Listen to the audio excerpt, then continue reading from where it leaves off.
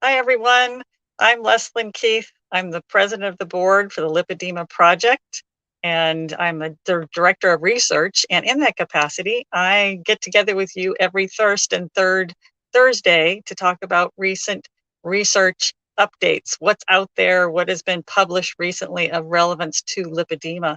So that's what I like to do with you on these research update Facebook Lives. I'd also like to direct your attention to check out our podcasts, our mini podcasts, the flash briefings. They come out daily, and I periodically will do a research update in that setting as well.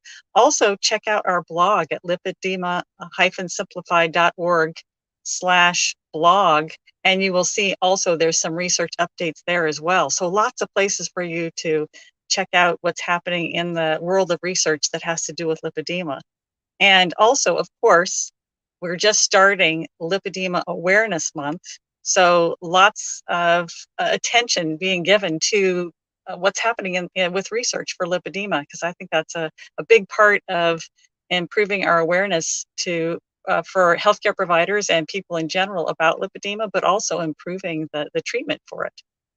So today, I'm going to focus on a paper that just recently came out in May of this year, 2022. And the paper is Characteristics and Patient-Reported Outcome Measures in Lipedema Patients, Establishing a Baseline for Treatment Evaluation in a High-Volume Center. And this was done by a group of surgeons in Germany. They were all from a reconstructive and aesthetic surgery center there in Germany, and they perform liposuction procedures. So the aim of this particular study was to provide further insights into what are the characteristics of lipedema that are being experienced by women, and also to get a better baseline prior to any kind of surgical intervention. And so then they could better assess how effective the surgery was. Very interestingly, the authors specifically pointed out in this paper that they believe that the psychological issues need to be measured as much as the physical impairments. So that was pretty important, and they did have some instruments they used to measure those baseline characteristics. So unlike a lot of other studies that have to do with lipedema, this particular one had a pretty good sample size. They had 511 patients that were diagnosed with lipedema, and these were pretty much a convenience sample because these were all women who had come to their surgery center to go through a consultation and to be evaluated for a surgical procedure. And so if they met the eligibility requirements, then they were put into the study. And the exclusion criteria were that if they had received a previous liposuction surgery, or if they had had bariatric surgery, or if they were a minor, they were excluded from the study. So anyone else, as long as she had lipedema, they could be in this study. And so let me talk to you about what are the measurements that they took. So they did an intake questionnaire, and this was pretty extensive. So they were collecting basic information like height, weight, how old they were when they first started noticing symptoms, how old they were when they first received a diagnosis, quality of life measures. They were assessing physical limitations. They asked about family history of lipedema. They asked about what previous treatments they had undergone for lipedema. And they also asked what comorbidities they had. And then they had these two self-report questionnaires that they had the patients do. And the first one was the World Health Organization Quality of Life questionnaire, and they used the abbreviated version of this. And this abbreviated version had 4 healthcare domains that were covered in the questionnaire: physical health, psychological health, social relationships, and environment. But this instrument also has 2 special sections on quality of life as well. And so they were rating how they were in each of those domains, and a higher score meant that they were doing better. And if they gave themselves a lower score, they felt like they were not doing as well in that area. So in this particular instrument, a high score is good. But let's look at another questionnaire they did, the Patient Health Questionnaire. And this is the PHQ-9 because it had 9 items that they would answer. And this was specifically to assess for depression. And so the participants were asked to rate the frequency that these depressive symptoms occurred, these 9 different depressive symptoms. And they would rate those that frequency either 0, meaning it didn't occur at all in the last month, to 4, meaning it happened every day in the last month. So this one, the higher score, would mean that they have more depressive symptoms. So higher score is not as good on this one. So let's look at what the characteristics were of the participants in this study. They were all female. Average age was 40 years. Average BMI was just over 33. This was interesting. 16 years between having the symptoms start to when they got a diagnosis of lipedema. And then also interesting, 80% of the participants reported that the onset of the lipedema was during a period of hormonal change. This is something we anecdotally we're seeing is very, very common. It was interesting to see this in this study, that 80% noticed that it happened either during puberty, pregnancy, or menopause. Interestingly, also was over 67% of them, that hormonal change time was puberty, was the most common time that the symptoms started. So in this particular study, the authors use a model with 3 stages of lipedema. At Lipedema Simplified, we used 4 stages, but they were using a 3-stage model. So let's look how the participants were divided between the stages. So most were actually in stage 2, in the 3-stage model. So almost 58%. And this was followed by stage 3. So a little over 36% were in stage 3. Only 8.6% actually were in stage 1. So very few stage 1 participants in this study. 42% of the participants did not have any symptoms in their arms. But interestingly, of those that did have symptoms in their arms, most of those, 36%, had stage 2, what they called stage 2, in their arms. So, so a little bit less than half, or a little bit over half, I guess, actually had some symptoms in their arm, and then most of those were stage 2. So I think a lot of the previous information that we've had about comorbidities was confirmed in this study. The most common comorbidities in this paper were 31% had low thyroid, and a little over 27% had joint pain. So these are very common comorbidities with the lipedema. And as with other papers, diabetes was rare, only 3%. Again, I'm always skeptical of that because of the typical way that we test for diabetes, and I don't know which way that these researchers tested for it, but the typical way misses it, and until it is very severe and probably been present for a couple decades. So I'm just not sure if this is actually accurate, that actually is a low number, unless they did a good test like a HOMA-IR, which tests for insulin resistance. And what they found also, that there was a correlation with if the higher stage you had of lipedema, then you had more comorbidities. So those were definitely correlated with each other. And 69% of the participants reported that they had their previous attempts to lose weight using calorie restriction and exercise had little or no effect.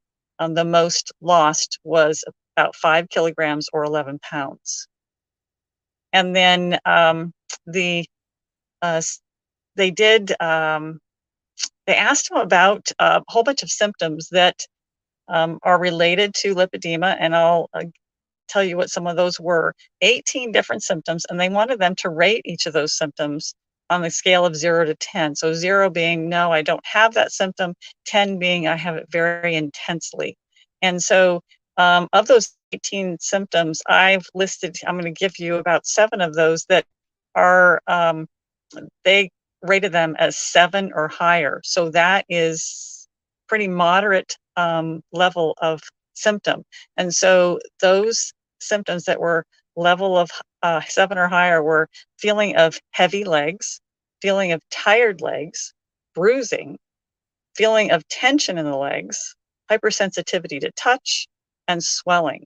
So those were the most common of those 18 symptoms. They also asked about genetics, in that were there other family members that they suspected or were actually diagnosed with lipedema. And quite often this was a common response. And the most common family member that was responded to was a mother at 33%, and grandmother was 28%.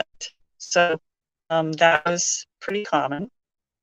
Then looking at their physical impairments related to daily life functioning in daily life and the ability to work, interestingly, 96% reported some level of leg impairment. That's quite significant. 49% were severely limited or completely unable to work because of their lipedema. And 25% said that the negative impact on quality of life was at the highest level, 10 out of 10. So that's also pretty significant. And then again, the responses were really correlated, very strongly correlated with the stage of lipedema they were in. So the later the stage, the more they were suffering these negative impacts. So then moving on to these specialized questionnaires that they did, the patient health questionnaire with the 9 items related to depression. Remember, this one is the higher score means the more depressive symptoms they had. Out of the 511 patients, they actually had 337 who completed this survey. So of those, 54% were at risk for moderate to severe depression. And there was definitely a correlation between the higher stage and the higher risk for depression. And then with the World Health Organization Quality of Life Questionnaire, they had 333 participants who did that. And now remember, this one was the higher score, means you're doing better. And so in this one, across all those domains, they had 60.5 was the average of all of the domains. And they had the lowest scores was in physical health at 54 out of 100 possible, and mental health 51. And the highest score they had was actually environmental at 71. So that was interesting. So the authors conclude that lipedema really remains a poorly understood disease, as we know, but hopefully this study provided some insight into the symptoms experienced by women before they have undergone any kind of liposuction surgery.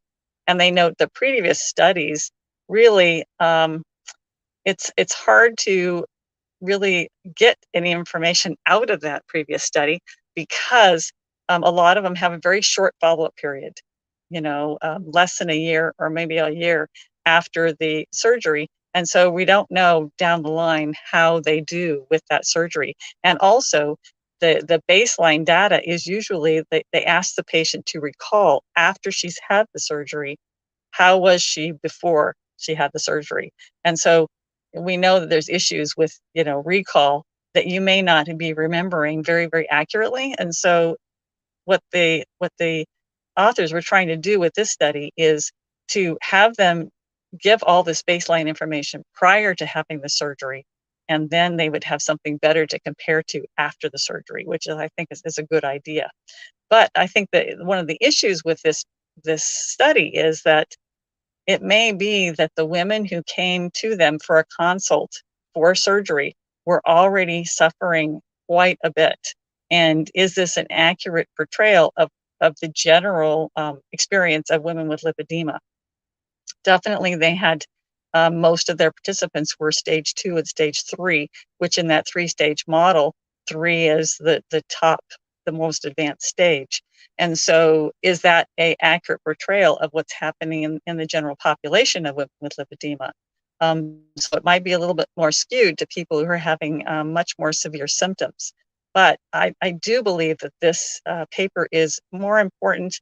Well, it has a wider spread importance than just using information to compare before and after surgery. I think this really adds to the body of knowledge of what are women experiencing with lipedema. And it may not be completely representative because it was a convenient sample of women that went to that surgery center, but it really does add insight into what women are experiencing with lipedema. So I think it is important for that reason. So if you would like a copy of this paper to read it yourself, please let me know. You might be able to get it just from the title and the links that we provide you. But I always love hearing from you. Be sure and contact me if you have any questions at Leslyn at lipedemaproject.org. You can always reach me there. I look forward to any of your questions. I'm going to see if I can, since I'm doing this on my phone, I just want to see if I can see any comments from you. Oh boy, there is a whole bunch of comments. And be sure to come to, we're doing a special Q&A about research updates happening for Lipedema Awareness Month. So be sure and register for that. I see that the links for registering are on here. So if I don't get to your questions right now during this Facebook Live, we definitely can speak to it at the Q&A that we're going to be having in just 40 minutes from now. Catherine says that, yes, psychological concerns are important in lipedema and lymphedema, depression and anxiety, especially. I so agree. And a number of papers have been coming out, Catherine, lately about showing that higher incidence of what's happening. And a Facebook user asked about what HOMA-IR number would indicate diabetes or insulin resistance. And so, yeah, there's a certain level of your insulin resistance that is going to say, okay, you have now gone into diabetes, and that's going to be much sooner than, for instance, if you were to do HbA1c. So your HbA1c might be fine, usually below that 6.0 number, but your HOMA-IR definitely can show, it's much more sensitive to showing that. And I don't know exactly what that threshold is, but if you come to the Q&A later today, I will have that answer for you by the time we do our Q&A in about 40 minutes. And let's see, Gail says, were the lipedema symptoms worse in those with more comorbidities? And they did not say that in the paper, Gail. I'm sure it's probably in their data, and they didn't report all of the things in the paper, but they definitely talked about how those with the more advanced stage had more comorbidities and had significantly reduced quality of life compared to the earlier stage participants. And what about migraines? Yes, Krista, I'm seeing that also in other papers that's a very common comorbidity as well. You are correct.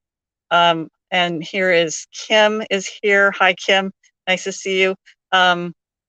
Regarding your mental health issues, I recently took place in a 3-month UBC study regarding the psychological aspects of chronic pain from my DIRCMs and chronic degenerative back pain. I received the results, and I was so happy to see I'm doing well considering with what I'm dealing with. So sometimes, yeah, when you do those tests, you're not as bad as you thought, but it's still a significant issue, and something that we need to make sure that we address for women with lipedema and DIRCMs. Thank you, Kim. And what was the reason for excluding those who had bariatric surgery? Again, I guess they were trying to exclude anybody who had any kind of surgical procedure, because they didn't know if there was issues related to that surgical procedure that might have been exacerbating the lipedema. And so they were trying to get, hopefully, a very clean sample of women, even though I think it was skewed towards the more advanced lipedema. They were trying to say these issues are being faced by women with lipedema who haven't had any surgery. So it's very hard, you know, to try to keep from having any kind of confounding factors when you're doing a study that can, you know, really cloud your results.